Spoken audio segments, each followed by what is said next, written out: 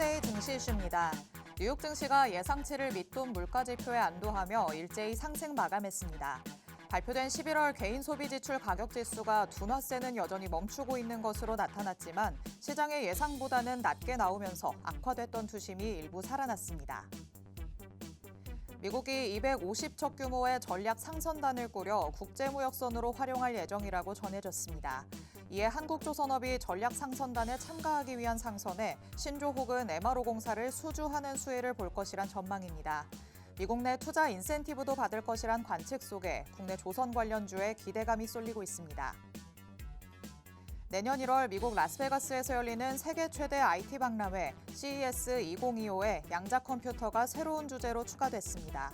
국내에서도 양자 컴퓨터 관련 연구를 이어가고 있는 만큼 CES 2025 이후 국내 기업들이 양자 컴퓨터와 관련해 내놓을 로드맵에도 관심이 집중되고 있습니다.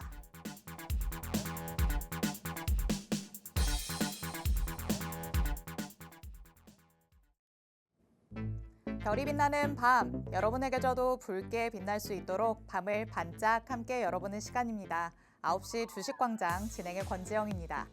저희 주식광장에서는요, 오늘 하루 국내 증시에는 어떤 이슈들이 있었는지, 또 앞으로는 어떤 전략으로 접근해보면 좋을지 알아봅니다. 투데이 증시 이슈 팩트체크를 진행할 예정이고요. 히든 종목에 대한 종목 밀착 취재도 준비되어 있습니다. 저희 방송 50분 끝까지 함께 하시면서 주식광장에서만 만나볼 수 있는 많은 이야기들, 또 대표님이 가져오시는 밀착 종목까지 다 얻어가 보시기 바랍니다. 자, 그럼 오늘도 저와 함께 시장 체크해 주실 전문가님 모셔보도록 하겠습니다. 오늘 빅스 대표님 나오셨습니다. 대표님 어서 오세요. 안녕하세요. 자, 반갑습니다. 빅스입니다. 오늘 때 아닌 국내 증시에 반등이 나왔죠. 이 반등을 통해서 사실상 이제 몇 거래일 남지 않은 이 현 시점에 산타랠리가 다시금 나타날 수 있을지 이 기대감이 시장에서 부각이 되고 있는 시점인 것 같습니다. 자, 이 산타랠리 만약에 정말로 이어지게 된다면 우리는 몇 거래일 안 남았지만 수익을 챙겨볼 수 있는 포인트가 있을지 그 부분을 또 체크를 해봐야겠죠. 자, 오늘도 제가 여러분들을 위해서 많은 정보와 종목들, 이 공략 방법까지 챙겨왔으니까요. 오늘 방송 끝까지 시청해 주시면서 해당되는 종목들, 정보들 많이 받아가시기 바라겠습니다. 네, 올해는 국내 증시 산타랠리가 안 오는 거 아닌가라는 생각하신 분들도 있으실 것 같은데 그래도 이번 한 주를 여는 월요일에 반등하는 모습이 나와줬습니다. 말씀해 주신 것처럼 몇 거래일 남지 않은 올 한 해지만요. 그래도 마지막까지는 이 기대감이 계속해서 이어질 수 있을지 같이 한번 살펴보도록 하시죠. 자, 그럼 헤드라인으로 만나봤던 투데이 증시 이슈들 하나씩 미리 보기 통해서 살펴보도록 하겠습니다. 자, 뉴욕 증시도 일제히 상승하는 모습 나타났습니다. 지난 금요일에 FOMC 충격에서 그나마 벗어났다 이렇게 얘기를 할 수 있겠죠. PC 가격 지수가 여전히 전일 대비해서는 둔화하는 흐름은 아니었지만 그래도 예상치를 밑돌았다. 여기에 좀 주목을 한 것 같아요.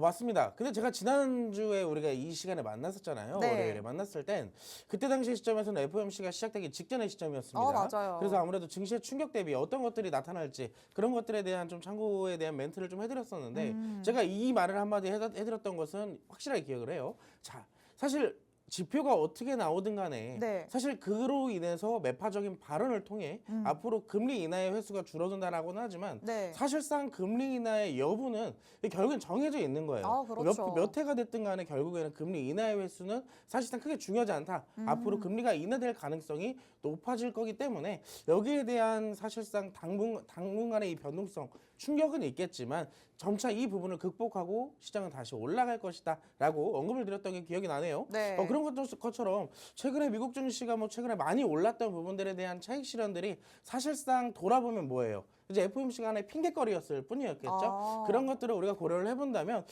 사실 국내 증시가 이렇게 또 반등을 보였다는 것 자체가 물론 여러 가지 이슈도 있었겠지만 충분히 앞으로 남은 연말만큼은 좀 따뜻하게 보낼 수 있지 않을까라고 생각을 하고 있습니다. 네, 맞습니다. 지난주 방송에서 대표님께서는 정확하게 말씀을 해주셨죠. 결국에는 지금 금리 수준이 굉장히 높은 수준이기 때문에 앞으로의 금리 인하 기조에는 변함이 없을 것이다 라고 짚어주셨습니다.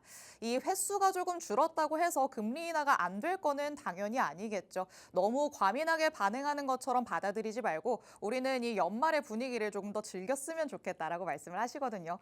그렇다면 우리는 어떤 부분에서 즐길 수 있는지, 이슈가 나오는 부분들은 어떤 부분들이 있는지 하나씩 또 살펴보도록 하겠습니다. 자, 다음 이슈로 넘어가 보시죠.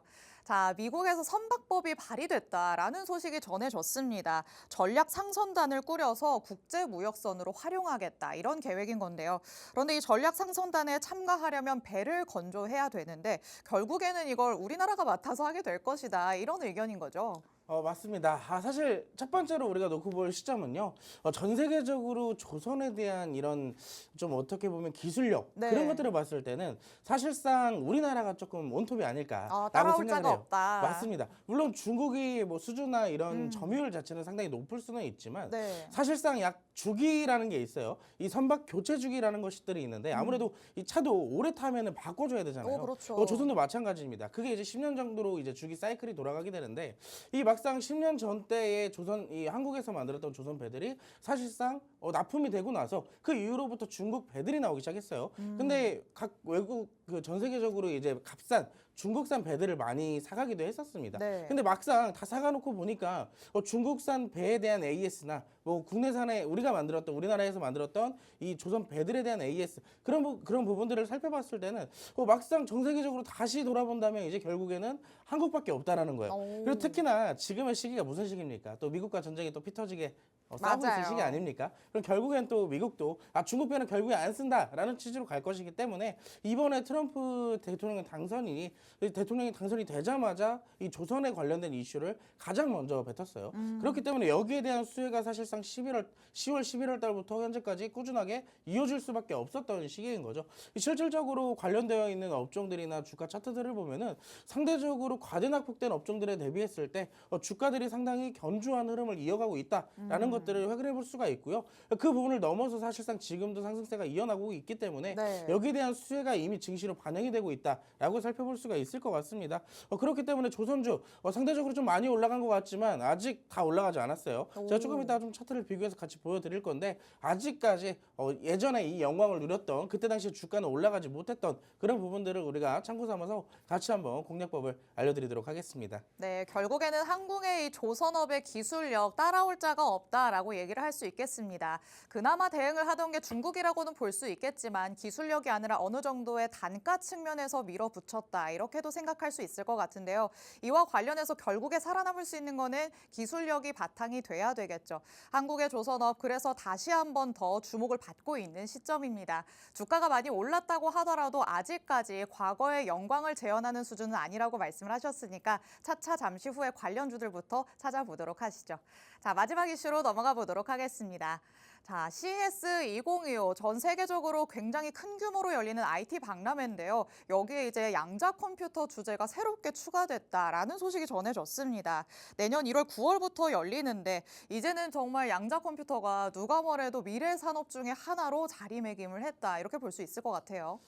아마 그렇지 않을까 싶어요. 네. 근데 저는 사실 이게 조금 어떻게 보면은 이 확실한 건 아니지만 이 기대감을 조금 시청자분들에게 심어드린다고 한다면은 네. 21년도와 22년도에 주목했을 그 시기에 그 CES 2025의 네. 주 테마는 메타버스와 로봇이었었어요. 오. 각 테마들마다 막상 우리가 돌아보면 어때요? 그 테마, 그 CES 2023, 2022, 2021 각 매해마다 시작됐지만 매해마다 테마가 주제가 달랐단 말이에요. 그쵸. 특히나 뭐 메타버스 관련주가 거기에 인해서 실질적으로 진짜 급등을 하기도 했었고요. 네. 로봇도 마찬가지예요. CES 2023, 2022 때 로봇이 부각되자마자 관련주들이 급등을 하기 시작했었어요. 그리고 그 다음에 CES 2024에는 AI가 떴었죠. 네. 자, 그러면서 결국엔 AI가 급부상을 했습니다. 맞아요. 자, 지금도 마찬가지예요. 저는 개인적으로 이게 뭐 정말로 CES 2022 이번 테마에 양자 컴퓨터가 주목이 되고 완전 주제가 될지 모르겠지만 아무래도 여기에 메인 테마로 하나의 테마로 자리를 잡고 있다는 것 자체가 앞으로 우리가 상대적으로 양자 컴퓨터를 자주 이 시장에서 접해야 될지 접해야 될 수도 있다라고 정리를 하고 있습니다. 그렇기 때문에 상대적으로 좀 많이 올라간 종목들도 있고 또 최근에 또 조정도 받고 있잖아요. 그래서 사실상 지금의 시기가 우리가 공략할 수 있는 눌림목에 적기지 않을까라고 생각을 합니다. 사실상 이제 이번 연도 증시가 얼마 남지 않았기 때문에 테마주들의 순환매가 굉장히 가파르지 않을까라고 생각하는 것도 있기 때문에 앞으로 양자 컴퓨터 내 포트에 적어도 내 포트에 담겨 있지 않더라도 내 관심 종목 칸에는 무조건 하나쯤은 들어 있어야 된다라고 얘기를 하고 싶어요. 자, 그래서 어떤 걸 봐야 되는지 여러분들은 잘 모르실 겁니다. 제가 여기에 대한 양자 컴퓨터 관련주들과 밀착 종목을 또 여기서 준비를 해왔어요. 근데 여기서 모든 전략들이 다 나가진 않습니다. 전략과 어떻게 대응해야 되는지에 대한 부분들은 하단 QR코드가 있어요. 그 QR코드를 통해서 팍스통신망으로 오시게 되면 제가 여기에 대한 브리핑과 전략들 함께 잡아드릴 테니까 자, 이 방송 이제 40분밖에 안 남았습니다. 저랑 함께 하실 수 있는 이 시간은 40분밖에 안 남았고요. 앞으로 그 이어서 오늘 라이브 방송도 준비되어 있는 그 부분들까지 챙기고 싶은 분들은 바로 QR코드 찍으시고 함께 하시기 바라겠습니다. 네, 역대 CES에서 주제로 활용이 됐던 그런 부분들은 증시에서 굉장히 불붙은 상승률을 보여줬다라고 언급을 해주셨습니다. 이번에는 그 주인공이 양자 컴퓨터가 되지 않을까라는 생각이 드는데요. 그렇다면 지금이 바로 우리가 접근해 볼 수 있는 적기이지 않을까 싶습니다. 잠시 후에 밀착 종목까지 준비되어 있으니까요. 대표님의 전략들 하나도 놓치지 마시고 꼼꼼하게 받아가시기 바랍니다. 자, 말씀드렸던 것처럼 잠시 후에는 팩트체크 통해서 각각의 이슈들 조금 더 자세하게 들여다볼 예정입니다. 그리고 이슈에 걸맞은 밀착 종목이 2가지나 준비되어 있으니까 방송 끝까지 함께 하시면서 정확한 정보들로 받아가 보시기 바랍니다. 그럼 저희는 잠시 후에 돌아오겠습니다.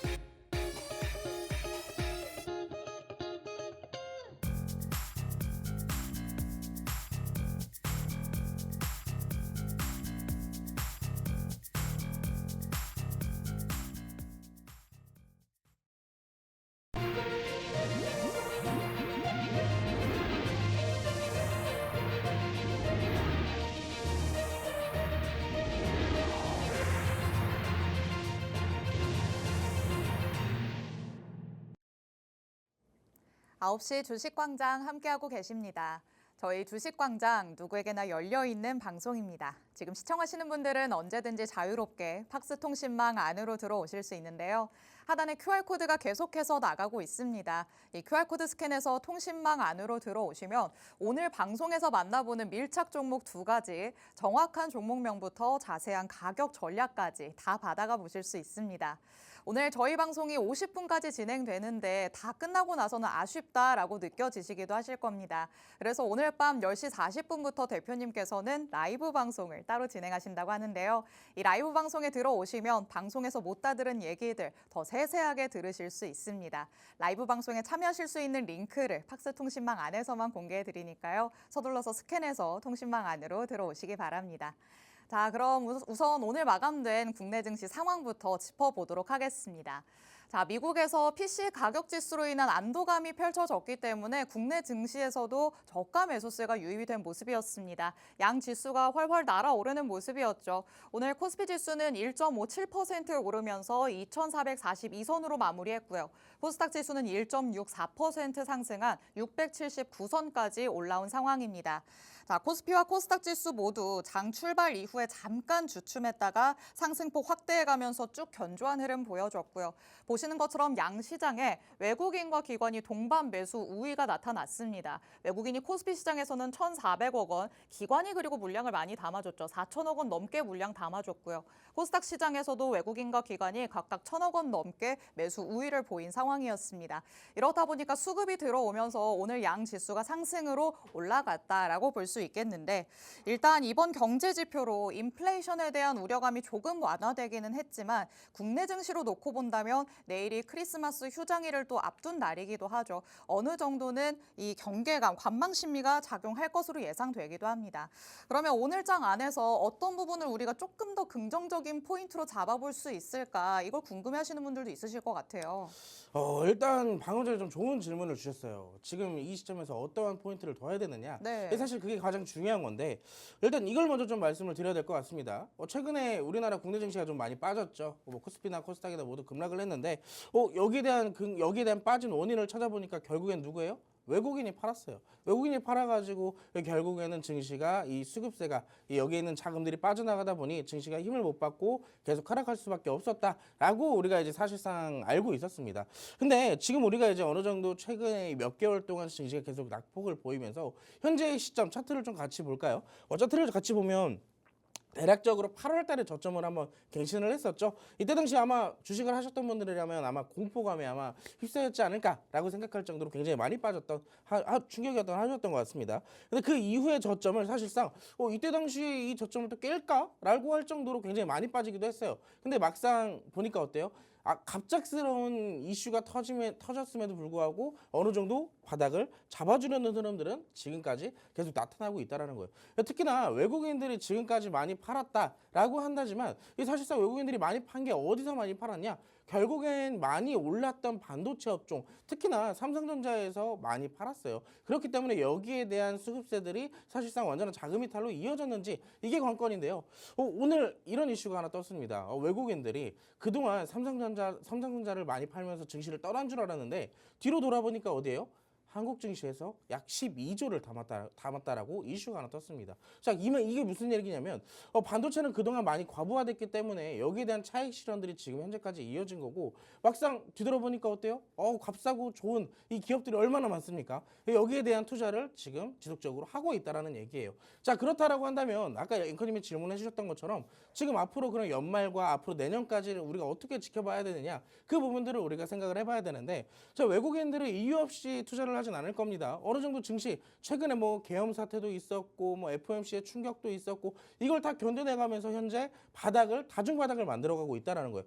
튼튼하게 바닥을 다지는 만큼 그만큼 상승에 대한 이슈가 터진다면 가파르게 올라갈 것도 생각을 할 수가 있겠다라는 얘기겠죠. 자, 그러면 지금의 시점 외국인들이 열심히 사고 있기 때문에 저는 개인적으로 이번 연도 말 어느 정도 뭐 변동성은 앞으로 계속 있겠지만 왜냐하면 또 배당에 대한 이슈들도 있잖아요. 이 연말이다 보니까 배당에 대한 이 자금 이탈도 역시나 있을 것이겠지만 이 여기에 대한 저가 메리트 있는 종목들은 계속 자금들이 유입될 거예요. 그럼 내년까지도 마찬가지로 계속 꾸준하게 이 수급세들이 붙어줄 가능성이 충분히 높다라고 생각을 할 수가 있겠죠. 특히나 오늘 같은 경우는 증시의 상승 요인 뭐 몇 가지를 꼽아보자면 그런 걸 수도 있습니다. 미국의 셧다운 우려가 어느 정도 완화된 점 그리고 반도체 이슈가 여러 가지가 좀 있었는데 브로드컴이 최근에 실적 어닝 서프라이즈를 기록을 했었죠. 자, 어닝 서프라이즈를 기록하면서 그 뒤에 뭐라고 얘기를 했어요? 앞으로 AI 반도체 수요는 꾸준하게 증가될 것이다.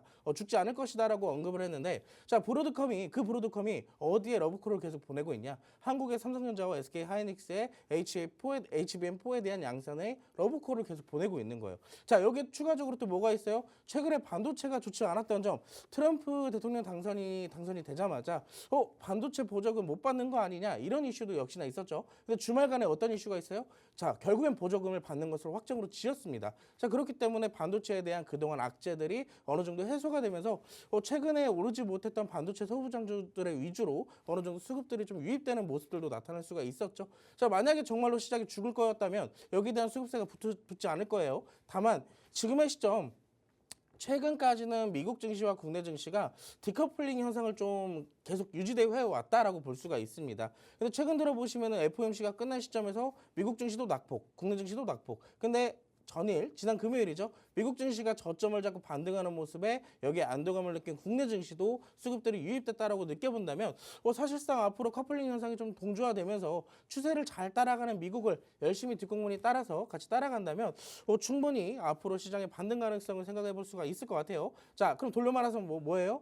지금의 시장 저가 매수, 분할 매수 준비를 해야 됩니다. 자, 아직도 준비가 안 돼 있는 분들 팍스통신망 꼭 함께 오셔가지고 앞으로 준비 어떻게 하면 되는지 여기에 대한 가이드도 함께 받아보시기 바랄게요. 네, 이번 하반기에 국내 증시 참 다사다난했다라고도 볼 수 있겠습니다. 8월 5일에 블랙 먼데이도 있었고요. 비상 계엄으로 인한 갑자기 급락세도 연출이 됐었기 때문에 국내 증시 이런 변수들을 맞으면서 외국인의 수급이 이탈되는 모습을 지켜보고만 있을 수밖에 없었습니다. 하지만 지금은 외국인의 수급이 다시 돌아오고 있다는 점이 가장 긍정적인 포인트이지 않을까라는 생각이 드는데요. 또 그리고 어닝 서프라이즈를 기록했던 브로드컴이 삼성전자, SK하이닉스의 HBM4와 관련해서 러브콜을 보내고 있다라는 것도 대표님이 짚어주셨죠.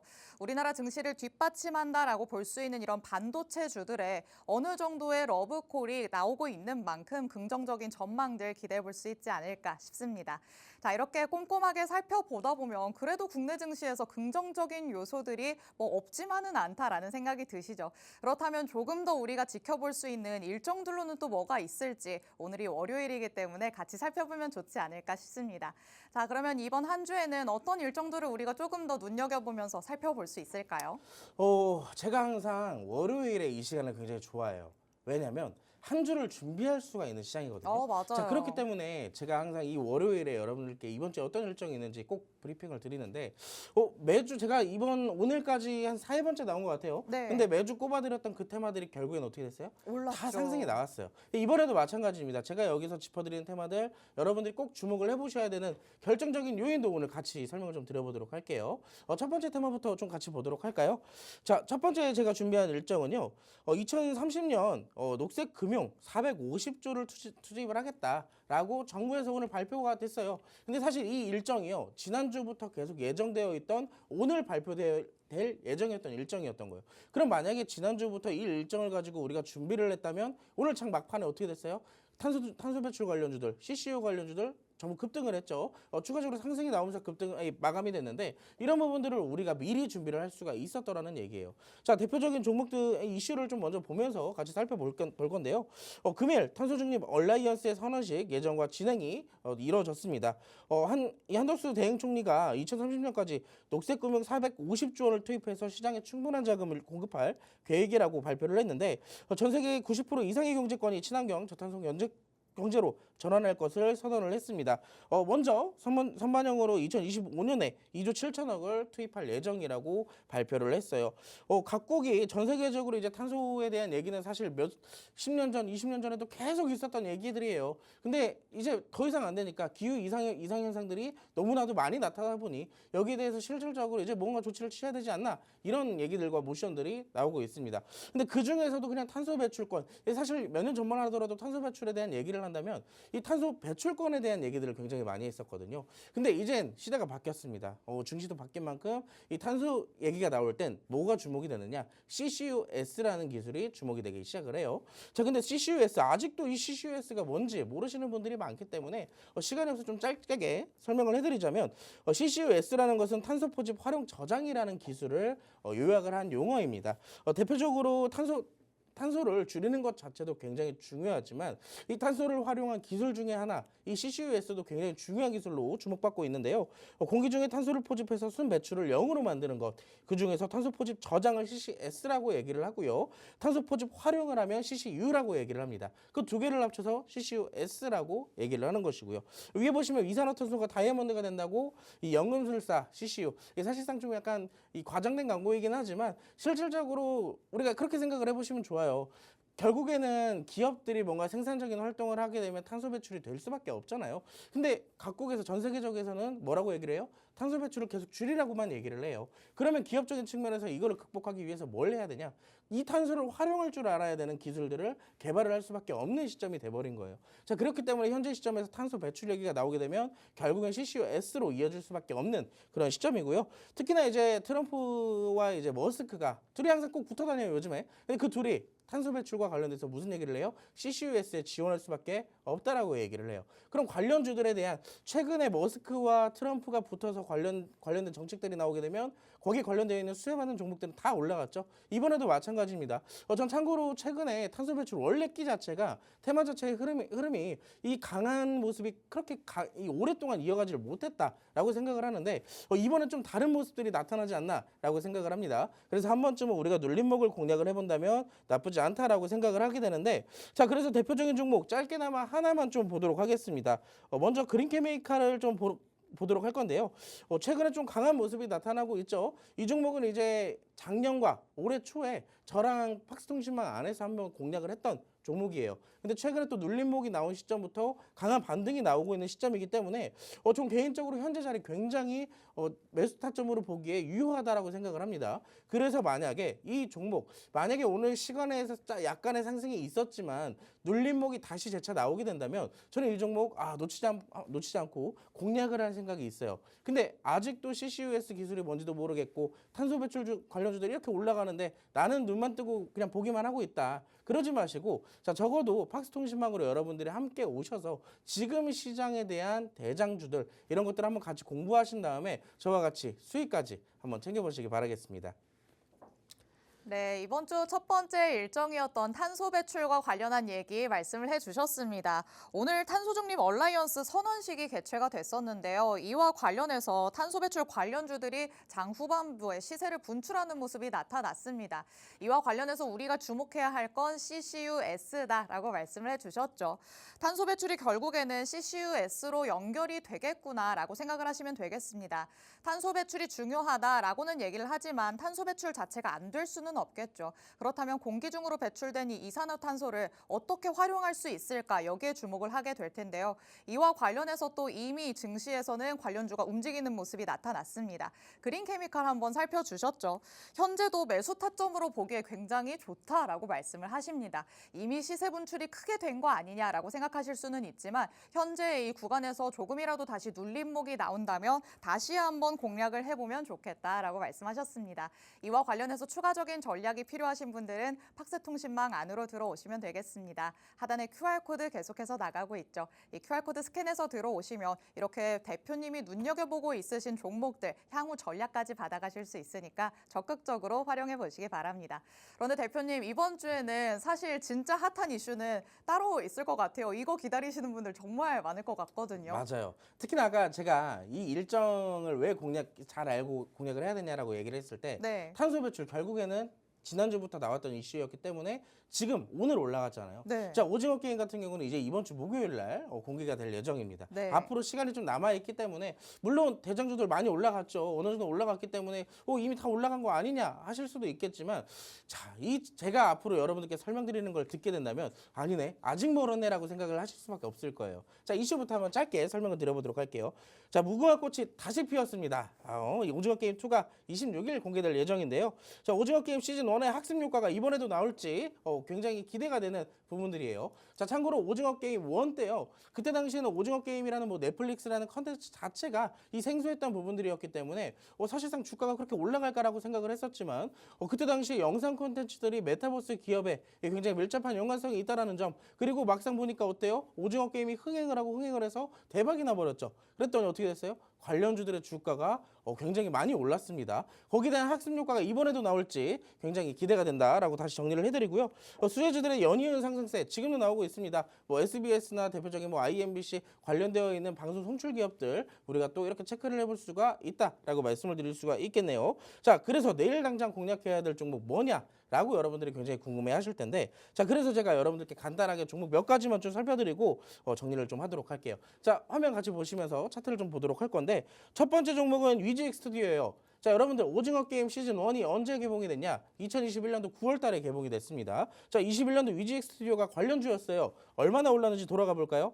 자, 9월 달이 언제예요? 이때입니다. 그때 당시에 주가가 3,800원이었어요. 근데 어디까지 올라갔어요? 13,000원까지 올라갔어요. 대략 300% 이상 급등이 나왔습니다. 이게 왜 올라갔냐? 물론 초반에는 이 종목 같은 경우는 대장주로서 기대감이 반영돼서 일부 선반영됐던 부분들도 있어요. 하지만 재료 소멸로 나가는 게 아니라 결국엔 흥행을 거듭하다 보니 이슈화가 되고 이 재료를 통해서 추가적인 상승을 했습니다.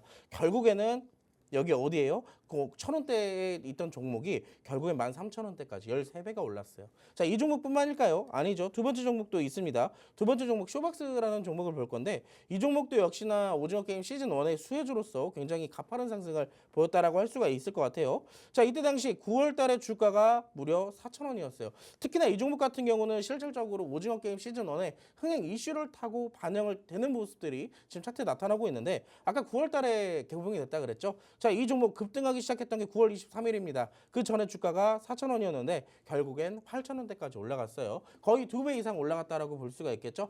이 이슈 뭐 때문에 올라갔다고요? 흥행 이슈를 통해서 결국엔 또 올라갔다라고 볼 수가 있을 것 같고요. 마지막 종목입니다. 여기에 대한 추가적인 종목은 뭐 덱스터라는 종목도 있을 건데 덱스터라는 차트도 좀 같이 보자면 이 종목도 마찬가지예요. 아까도 굉장히 많이 올라갔다라고 그랬잖아요. 자, 이 종목 9월 달에 주가 얼마였어요? 9월 달에 12,000원이었어요. 저가 기준 12,000원이었는데 어디까지? 53,000원대까지. 결국 3배 이상 급등을 하면서 마무리됐습니다. 근데 지금 같은 경우 오징어 게임 시즌 2가 개봉되기 직전이잖아요. 자, 근데 관련주들의 주가 흐름 볼까요?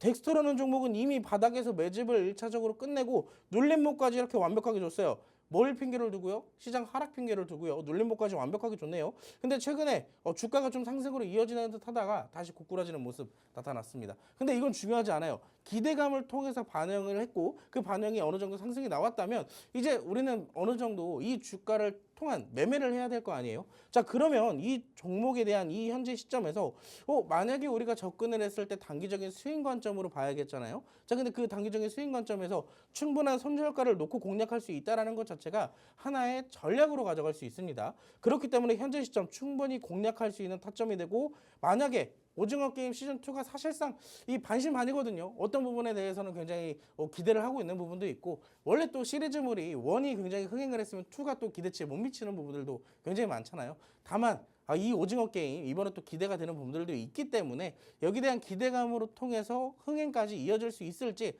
만약에 흥행이 된다면 우리가 지금 보고 있는 현재 주가는 잡지 못할 주가예요. 이미 떨어져 나간 주가란 말이에요. 이미 우리가 잡을 수 없는 주가이기 때문에 잡을 거면 지금밖에 못 잡는다. 제가 아까 자료에 뭐라고 써놨죠? 내일 당장 공략해야 될 종목. 자, 만약에 우리가 크리스마스가 끝나고 26일이 됐어요. 자, 근데 공개가 되고 어느 정도 흥행 이슈가 계속 나오게 된다면 관련주들의 주가는 갭상승을 하고 점상을 하고 계속 올라갈 가능성도 없지 않아 있겠죠. 자, 이 부분들 관련주 우리가 3개 살펴봤습니다. 이 3개 말고 사실 제가 오늘 준비한 종목은요. 따로 있어요. 직접적인 수혜주 제가 준비한 종목이 있기 때문에 이 종목 같이 공략하고 싶으신 분들은 지금 바로 함께 하시기 바라겠습니다. 네, 오징어 게임 시즌 1은 2021년 9월에 공개가 됐었죠. 3년 3개월 만에 시즌 2로 오는 26일에 돌아옵니다. 자, 수혜주들은 그런데 이미 증시에서 상승세를 보여주고 있다라고 말씀을 하셨습니다. 위즈익 스튜디오가 대표적이라고 볼 수 있겠는데요. 기본적으로는 3,800원 정도 하던 주가가 이 오징어 게임을 등에 업고 13,000원대까지 300% 이상 올랐다는 거 같이 한번 체크를 해봤습니다. 이미 한번 레벨업 했던 주가이기 때문에 그 이전 수준만큼 내려오지는 않는다는 모습 같이 한번 확인을 해봤습니다. 자, 그리고 이제 공개를 정말 눈앞에 두고 있기 때문에 다시 한번 시동을 걸고 있는 종목들이 많다고 말씀을 하시죠. 내일 당장에 공략을 해봐야 가장 좋은 시점이다라고 말씀을 하십니다. 이미 지나놓고 나면 걷잡을 수 없이 올라가 버려서 지금 들어가기에는 너무 늦지 않았을까라는 생각이 드실 것 같은데요. 그렇다면 팍스통신망 안에 들어오셔서 짚어주신 종목들 그리고 가장 비장의 무기는 숨겨놨다라고 말씀을 해주셨죠. 이와 관련된 전략들 팍스통신망 안에서 받아가시면 되겠습니다. 하단에 QR코드 스캔하시면 언제든지 팍스통신망 안으로 들어오실 수 있는데요. 하단의 QR코드는 저희 방송 끝나는 50분까지만 열려 있습니다. 서둘러서 들어오셔야지만 내일장 열릴 때부터 대표님의 전략과 함께 하실 수 있겠죠. 자, 통신망 안으로 들어오셔서 오늘 밤에 진행되는 라이브 방송회까지 참여를 해보시기 바랍니다. 자, 그렇다면 이렇게 일정과 관련한 종목들은 잠시 뒤로 넣어두고요. 이제는 이슈들 하나씩 꼼꼼하게 체크해 보면서 밀착 종목까지 만나보도록 하겠습니다. 첫 번째 이슈 팩트체크 들어가 보시죠. 자, 조선업과 관련해서 다시 한번 수혜 기대감이 커지고 있다라는 거 말씀을 드렸습니다. 아니, 기대감이 맨날 커진다라고 얘기를 했는데 아직도 커질 게 남았나라는 생각이 드실 수도 있을 것 같은데요. 아직도 갈 부분이 많다라고 생각을 하시는 거겠죠? 자, 이제 그 부분에 대한 팩트 체크 한번 들어가야겠죠? 네. 자, 이슈를 조금 더 디테일하게 살펴보고 관련주들의 주가도 한번 살펴보도록 하겠습니다. 화면 같이 보시죠.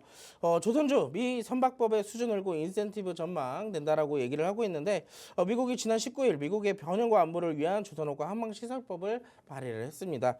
중국 선박 의존도를 낮추기 위한 정책 동맹과 협력적인 내용을 토대로 차기 위에서 통과될 경우 조선 강국이자 미국의 동맹인 한국의 기회가 된다라는 것을 지금 사실상 정말로 조선주들에 대한 기대가 지금에서야 이제 실질적인 주가로 반영되는 것이 아닐까라고 살펴볼 수가 있는데요. 사실 뭐 여러 가지 조선업종에 대한 이런 호재거리들은 진작부터 많이 나왔어요. 뭐 조선에 대한 교체 시기라든지 아니면 점유율적인 부분이라든지 여러 가지 많은 호재들이 있었지만 직접적인 이 이슈를 가지고 또 수혜를 받지 않을까라고 생각을 해볼 수가 있겠죠. 자, 그래서 관련되어 있는 종목 딱 한 가지만 보고 밀착 종목 같이 살펴보도록 할게요. 자, 제가 여러분들께 보여드릴 종목은요, HJ 중공업입니다. 사실 우리가 조선이라는 것을 공략할 때는 두 가지 테마를 놓고 분류를 놓고 공략을 할 수가 있는데, 하나는 직접적으로 조선을 만드는 건조하는 기업이 따로 있고요. 그 조선을 건조하기 위한 부품들을 납품하는 조선 기자재 업종들이 따로 있어요. 자, 그렇기 때문에 우리가 실질적으로 덩치가 큰 조선 업종과 나는 조금 중단기적인 관점으로 살펴볼 수 있는 조선 기자재, 이렇게 또 분류로 나눠볼 수가 있기 때문에 오늘은 직접적인 수혜를 받는 건조 기업을 좀 살펴볼 겁니다. HJ 중공업 차트 한번 같이 볼게요. 자, 트럼프 대통령의 당선인이 되자마자 이 HJ 중공업의 주가를 조금 살펴보면요, 10월 달에 주가가 2,100원이었어요. 굉장히 이 시기를 보면 사실상 이 종목뿐만 아니라 많은 종목들의 주가가 하락세였었을 겁니다. 자, 근데 이 종목 실질적으로 트럼프 대통령이 당선이 딱 되자마자 어떻게 됐어요? 거기에서 조선에 대한 언급을 하자마자 여기에 대한 반등이 진행이 되기 시작합니다. 특히나 추세적인 부분을 봤을 때 눌림목도 정확하게 만들어주고 있고 이동평균선의 지지와 저항을 통해서 어느 정도 이 현재 최근의 추세 상승이 튼튼하고 견조하다라는 것을 지금 차트상으로 확인해 볼 수가 있을 것 같아요. 특히나 오늘 같은 경우나 어제 같은 경우 뭐 대표적인 조선 업종들과 같이 상승을 좀 보였지만 이 종목의 상승률이 좀 압도적이었다라고 보이는 게, 이 종목은 여타 조선 업종과 기자재 업종을 통해서 사실상 많이 올랐던 종목들을 비교를 해본다면 이 종목은 이제 뒤에 후발주자로 따라 올라오고 있는 시점이에요. 그렇기 때문에 아직까지 올라갈 폭이 좀 많이 남았다라고 볼 수도 있겠죠. 자, 월봉 차트를 보면 여러분들 조금 이따가 제가 준비한 이 삼성중공업이나 뭐 여러 가지 종목들을 좀 살펴봤을 때, 제가 예전에 조선에서 이제 우리나라가 영광을 좀 누렸던 그 시기가 있다라고 얘기를 했었잖아요. 자, HJ중공업 같은 경우는 2000년도 초반에 주가가 얼마였어요? 100만 원이었어요. 100만 원. 근데 현재 주가 얼마예요? 6,000원입니다. 굉장히 저렴해졌다는 얘기예요. 자, 근데 이때 당시에 우리나라 조선업종에 대한 매출액이나 이런 밸류적인 부분들을 살펴봤을 때 지금 그 부분들을 이제서야 회복을 해주고 있는 시점이에요. 그렇기 때문에 만약 이때 당시에 매출과 영업이익 그런 부분들을 다시 회복을 시켜준다면 이게 주가로 돌아가지 못하리라는 보장도 없겠죠. 자, 그렇기 때문에 실질적으로 우리가 공략한다면 지금 중장기 관점으로 살펴봐야 되는 이 현재 시점을 놓치면 안 된다라는 얘기를 해드리고 싶은 거예요. 자, 그래서 여러분들께 준비한 밀착 종목 제가 한번 같이 살펴봐 드릴 텐데, 자, 화면 같이 보시면 제가 준비한 자료를 같이 한번 살펴보도록 할게요. 자, 이 종목은요, 대형 조선 업체입니다. 초대형 컨테이너선을 만들고요, LNG선이나 원유 운반선 등 여기에 대한 해양 플랫폼을 건조하고 판매를 하고 있는 기업이에요. 대표적으로 아까 봤던 HJ중공업처럼 이 선박을 만드는 기업이라고 보시면 되겠죠. 기자재 업종과 반대의 업종입니다. 자, 근데 이 업종 왜 추천을 하는지 여러분들께 설명을 드리는지 보면요, 자, 이 종목은 아시겠지만 우리나라 조선 업종들에 대한 이 업황이 그렇게 좋지를 못했었어요. 2000년도 초반까지만 하더라도 굉장히 좋았던 조선업종의 업황이 시간이 지나면 지날수록 조선을 이제 어느 정도 다 사갔으니까 사갈 곳이 없다 보니 관련되어 있는 기업들의 업황이 어때요? 죽을 수밖에 없죠. 감소될 수밖에 없습니다. 자, 근데 이때 당시에 적자만 기록하는 기업들이 결국엔 어떻게 됐어요? 최근에 조선 발주가 계속 진행이 되고 교체 시기가 도래하다 보니 여기에 대한 조선의 수주도 점점 많아지고 여기에 대한 매출과 영업이익이 점점 성장을 하고 있다는 거예요. 자, 이 종목 아까 HJ중공업처럼 살펴봤을 때 원래의 주가 어디였을까요? 물론 제가 그 전에 차트의 기록을 가져오진 않았지만 자 최근에 2007년도에 기준으로 봤을 때 4만 원이었습니다. 근데 현재 시점 어디예요? 만 원이에요. 무려 80% 가까운 하락이 이 차트상에서 나왔다는 얘기죠.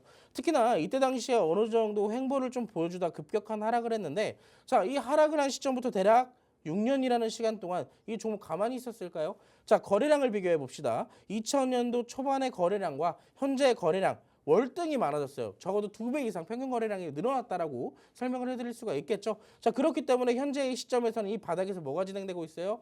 매집이 진행되고 있다라고 우리가 생각을 해볼 수가 있겠죠. 자, 매집이라는 건 뭐예요? 앞으로 주가가 상승하기 위한 준비 과정이라고 생각해 볼 수가 있어요. 자, 그렇기 때문에 특히나 최근에 이 매집하고 있던 구간이 사실상 저항대로 작용되는 구간이 거의 다 왔어요. 자, 이 저항대가 만약에 매집이 어느 정도 완료가 된 시점에서 저항대에 부딪히게 된다면 어떻게 돼요?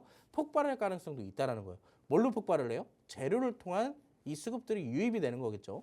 자, 그러면 그 다음 저항대가 어디인지를 찾아봐야 되는데 제 생각에는 못해도 2만 원과 2만 원 초반대까지는 저항대가 없어요. 자, 그렇기 때문에 이 구간이 돌파가 되면 어떻게 돼요?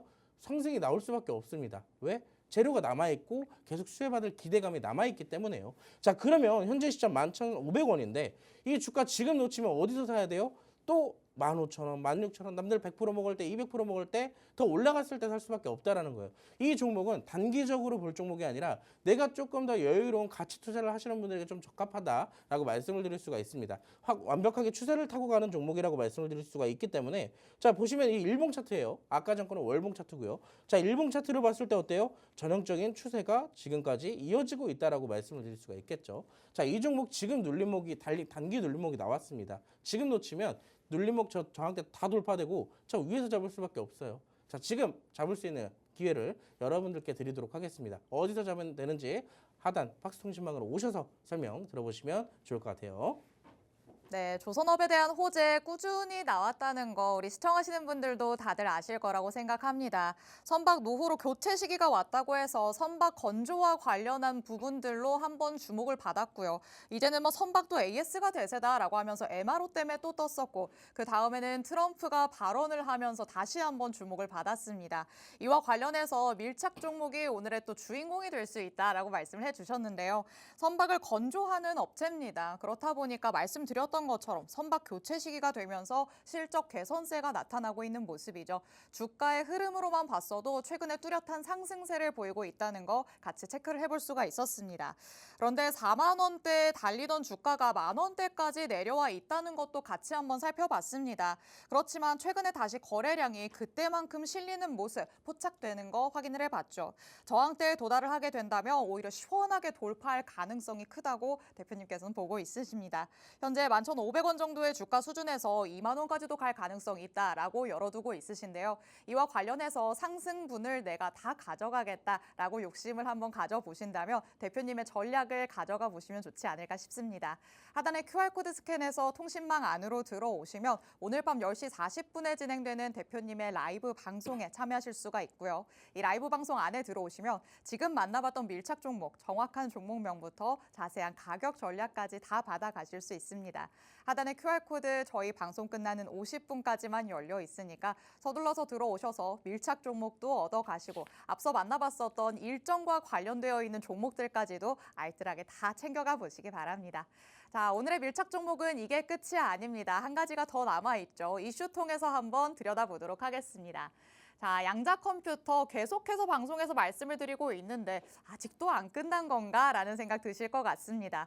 말씀을 이미 뭐 앞에서 해주시긴 했었지만 이 CES 2025가 진행이 되면 그 다음에 무섭게 좀 시세를 분출할까요? 저는 약간 거기에 대한 기대를 좀 심어주고 싶어요. 왜냐하면 선례적으로 많이 그렇게 움직였기 때문에. 그러니까요.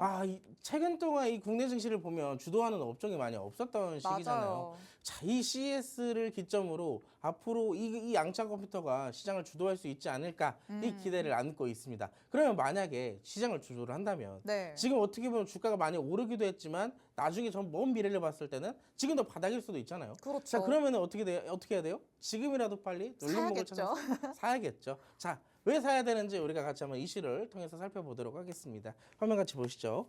자, 아까도 언급을 드렸던 것 같아요. 매해 CS 2022라는 2023, 2024, 2022까지 이 CES라는 행사는요, 전 세계적인 이 테크에 관련되어 있는 기술의 행사예요. 특히나 이번에는 양자라는 새로운 주제까지 추가가 됐고, 아까 여기 보시면 제가 여기 이런 자료를 남겨놨죠. 양자 기술의 곧 비즈니스 행사라는 행사까지 개최될 예정이라고 합니다.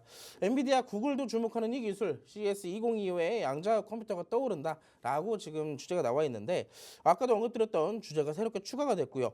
특히나 이 행사를 통해서 구글과 IBM, AWS 이 세 개의 기업이 양자 컴퓨터 관련 기술을 공개할 것으로 전해지고 있어요. 보시면 아시겠지만 IBM 같은 경우는 구글보다 한 차례 더 빠르게 양자 컴퓨터에 관련되어 있는 기술을 공개를 했었고요. 구글 같은 경우는 최근에 또 양자 컴퓨터의 관련주들의 시세를 분출하는 역할을 하기도 했었죠. 양자 컴퓨터를 공개를 직접 하기도 했습니다. 자, 그래서 여기에 대한 수혜를 사실상 직접적으로 받을 수가 있을지 여기에 대한 궁금증 여러분들 많으실 텐데, 자, 종목을 좀 같이 보도록 할게요.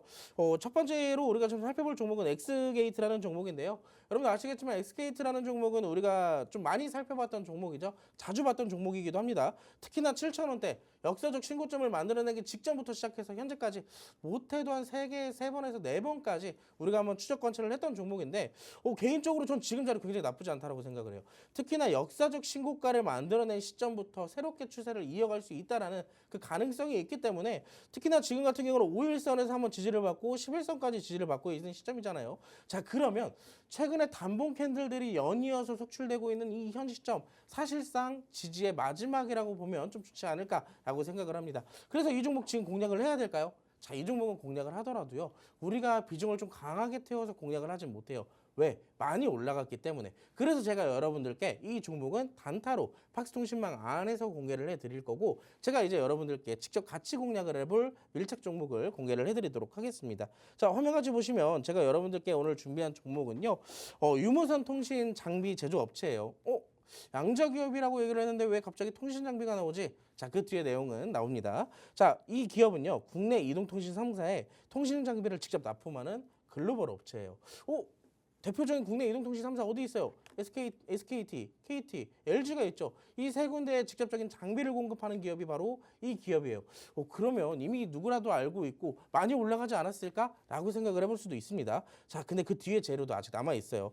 자, 이 기업의 자회사는요, 미국 정부 지원 기술개발 프로젝트에 선정되었어요. 최근에 특히나 이를 통해 약 397억 원의 재정 지원을 받게 되었고, 왼쪽을 보시면 세계 오픈랜 장비 시장 규모의 전반적인 연평균 성장률에 따라 이 기업도 수혜를 받을 것으로 기대가 되고 있습니다. 특히나 방금 전에 봤던 미국 정부 지원 기술 개발 프로젝트가 오픈랜에 관련되어 있는 기술 개발이에요. 그러면 이 기업은 결국에 미국 정부가 추진하는 이 기술 개발에 수혜를 받을 가능성 굉장히 높다라고 볼 수가 있겠죠. 자, 또 하나 재료가 있습니다. 이 종목 기술주라고 해서 재무가 좋지 않으면 어떻게 해요? 자, 재무제표도 이따 같이 보여드릴 텐데, 먼저 이걸 보시면 좋습니다. 양자암호에 관련되어 있는 재료는 이걸 보시면 돼요. 이 기업에 투자를 한 기업이요, 크리토랩이라는 기업인데 양자암호 기술을 보유를 하고 있어요. 양자암호와 관련되어 있는 기업에 직접적으로 투자를 하게 되면서 양자암호와 관련되어 있는 간접적인 재료를 이 기업은 챙겨가고 있습니다. 그렇기 때문에 현재 양자암호와 관련되어 있는 기업이다라고 보시면 좀 좋을 것 같고요. 자, 마지막 재료입니다. 매해 성장하고 있어요. 영업이익 매해 폭발적인 성장입니다. 자, 이것만 보셔도 아시면 될 것 같고요. 부채 비율 기술주임에도 굉장히 낮다. 굉장히 우리가 공략하기에 앞서서 재무적인 문제가 일어날 가능성은 거의 없다라고 봐도 될 정도가 될 것 같습니다. 자, 이제 여러분들이 마지막으로 궁금해하실 차트, 월봉 차트를 좀 보도록 할게요. 자, 이 종목은 바닥을 점점 높여가는 저점을 지속적으로 높여가는 고점 갱신형 차트입니다. 자, 지금 보시면 이때 당시 역사적 신고가를 2020년도에 한번 돌파를 했었지만, 아쉽게도 이때 당시 돌파한 이후로부터 주가는 하락했고, 주가가 하락하면서 지지권을 만들어 놨던 구간이 어디예요? 자, 그 전에 있던 저점보다 훨씬 위에요. 자, 근데 이 구간에서 거래량이 빠지고 있냐? 아니죠. 거래가 계속 꾸준하게 늘어나고 있는 추세예요. 자, 평균적인 거래가 늘어나고 있다는 건 앞으로 이 현 구간에서 매집도 진행이 되고 어느 정도 지지가 확실하게 되면 추세적 상승을 일어나게 될 가능성이 높다라는 거예요. 이 종목 역시도 눌림목이라는 얘기겠죠. 자, 마지막입니다. 중장기 종목으로도 굉장히 좋지만 저는 이 종목 단기적인 종목으로도 굉장히 좋다라고 생각을 해요. 특히나 최근의 흐름들 보시면 갭상승한 구간을 놓치지 않고 계속 지지받아주고 있죠. 갭상승을 했음에도 불구하고 그 구간을 지지받아준다는 건 앞으로 추가적 상승 가능성도 굉장히 높다라고 점수를 줄 수가 있어요. 자, 이 종목 만능이에요. 단기도 좋고 중장기도 좋고 이 종목으로 여러분들께 꼭 수익을 챙겨드리도록 할 테니까 지금 바로 팍스통신망으로 함께 하셔서 수익 꼭 챙겨보시기 바라겠습니다. 네, CES의 2024에서 메인 주제가 AI였습니다. 그렇기 때문에 올 한 해 동안 AI 정말 지겹도록 들어보셨을 것 같은데요. 이런 CES 2025에서 양자 컴퓨터가 새로운 주제로 발탁이 됐다. 그렇다면 내년에는 AI의 뒤를 이어서 양자 컴퓨터 소리를 계속해서 듣겠구나라고 또 예측을 해볼 수도 있었습니다. 그렇기 때문에 밀착 종목을 가져오셨죠. 지금 당장에 우리가 공략을 해봐야 되지 않을까라는 생각이 드는데요. 통신 장비 제조 업체면서도 미국의 정부 지원 사업에도 선정이 되기도 했었고요. 양자암호 기술을 보유하고 있기 때문에 좀 다방면에서 재료를 받을 수 있다. 이렇게 보시면 되겠습니다. 차트상의 흐름으로 봤을 때도 지금이 오히려 저점을 높여가고 있기 때문에 상승 추세라고도 볼 수 있겠습니다. 단기적으로도 좋고 중장기적으로도 좋고 정말 만능이다라고 말씀을 하시죠. 나의 입맛에 따라서 전략을 다 취해보시면 어떨까 싶습니다. 이런 전략들은 하단의 QR코드 스캔해서 들어오시면 받아가실 수 있으니까요. 10시 40분부터 라이브 방송에도 참여해 보시기 바랍니다. 오늘 월요일에 이렇게 빅스 대표님과 함께 해봤습니다. 본 방송에서 제공해드리는 정보는 투자 판단에 대한 조언일 뿐 해당 종목의 가치 또는 상승 하락을 보장하진 않는다는 점 유의해 주시기 바랍니다.